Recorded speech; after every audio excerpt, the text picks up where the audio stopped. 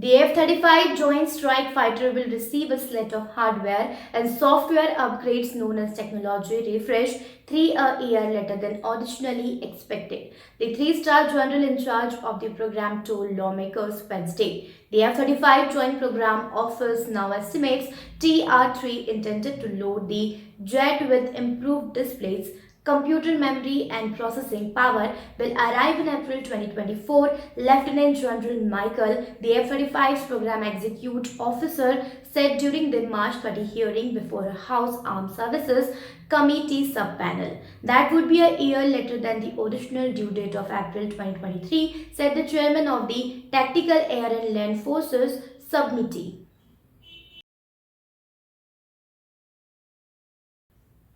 The F-35 is currently planning to achieve full operational capability status after the full TR-3 and Block 4 capabilities of the aircraft are fielded in 2028. 27 years after the program began, Whitman said. That is by any measure unacceptable, Michael said. Lockheed Martin, the F-35's primary manufacturer, believed TR-3 will arrive this December, and he suggested the actual arrival of TR-3 could fall in window between those dates. The F-35 needs the TR-3 improvements which will allow the fighter to store and process more data as well as run advanced softwares before it can receive a modernization known as Block 4, which will include new sensors, the ability to carry more long-range precision weapons, more powerful data fusion, increased interoperability and other platforms and advanced electronic warfare capabilities.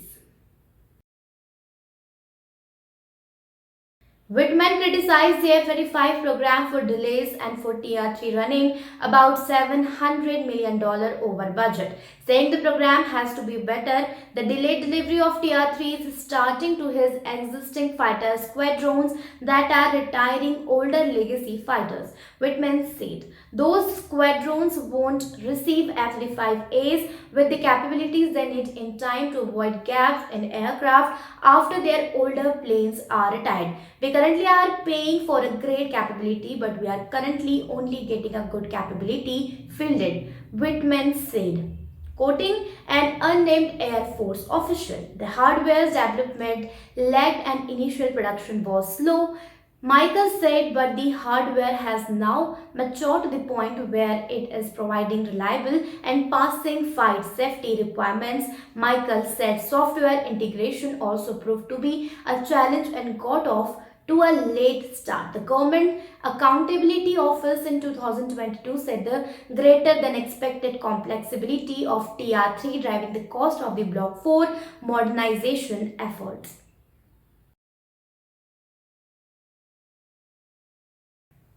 The US Air Force isn't going to buy the hypersonic AGM-183A air-launched rapid response weapon after the prototyping phase ends. Following problems during testing, the service acquisition chief told lawmakers Wednesday. But the service will still finish the Aero program's last two all-around test flights to collect data to help with future hypersonic programs, Andrew Hunter told the House Tactical Air and Land Forces Subcommittee in written testimony. Hunter wrote, while the Air Force does not currently intend to pursue follow-on procurement of Aero, once the prototyping program concludes, there is inherent benefit to completing the all-up-round test flights to garner the learning and test data that will help inform future hypersonic programs.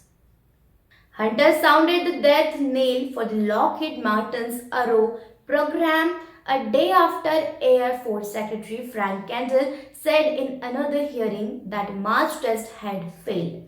The Air Force on Friday said it had conducted a second test launch of a fully operational prototype Aero on March 13, but the service did not describe the test as successful, instead saying it met several objectives. After a previous test launch in December, the Air Force had released a statement that said all objectives were met. Kendall told the House Appropriations Committees Defense panel on Tuesday that the March 13 Arrow test was not a success and that the program has struggled a little bit in testing process. Kendall said Tuesday that the Air Force still wants to carry out two more Arrow tests with its remaining prototypes. But he told lawmakers that the service is more committed to its other major hypersonic weapon program, the Hypersonic Attack Cruise Missile. Hunter did not address the Arrow program in the verbal testimony he delivered to lawmakers, nor did lawmakers ask him about it. Hypersonic weapons can travel at speeds greater than Mach 5 and are highly maneuverable, which makes them difficult to track and shoot down. China and Russia have invested considerable resources in developing these weapons for their militaries, and several US lawmakers have expressed concern that the country is not doing enough to field its own hypersonic capabilities. Kendall said Tuesday that the December 9 test of an operational prototype Arrow was a very successful flight and a step forward for the program. Kendall has long expressed skepticism on the Arrow program as it has faced delays and failed tests. The program also suffered a string of three test failures in 2021 and in March 2022 after Congress passed a fiscal 2022 spending bill that struck plans to buy Arrow missiles that year and instead funded more research and development. Kendall said Arrow still has to prove itself.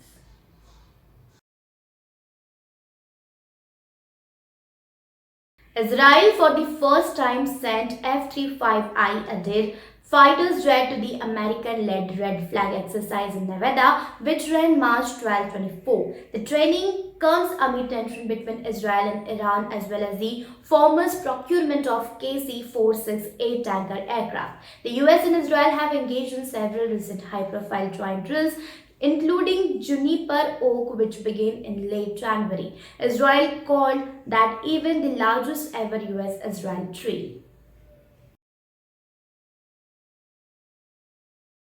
US Air Force Cole Jared Hutchinson, who leads the 414th Combat Training Squadron, said Red Flag provided operators with realistic and relevant training in an integrated warfighting environment. The only way to get at realistic elements is training with those you may go into combat with, and Israel is one of our closest allies, so we need to be ready for that, he added. During Red Flag, about 100 aircraft flew out in Nellis Air Force Nevada. Israel committed 7 F-35s, representing nearly a quarter of its Joint Strike Fighter fleet. Israel will have 50 of the advanced jets by 2024.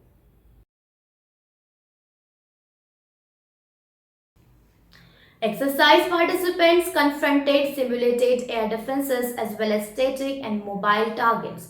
There were a wide range of training drills including long-range aerial scenarios, achieving aerial superiority in region, joint aerial strikes, area defense, interception of enemy aircraft, low-altitude flights and flights in areas abundant with anti-aircraft equipment, according to a statement by the Israel Defense Forces. The IDF noted that this US-led exercise strengthens operational cooperation between the two militaries as key partners committed to maintaining security in the Middle East.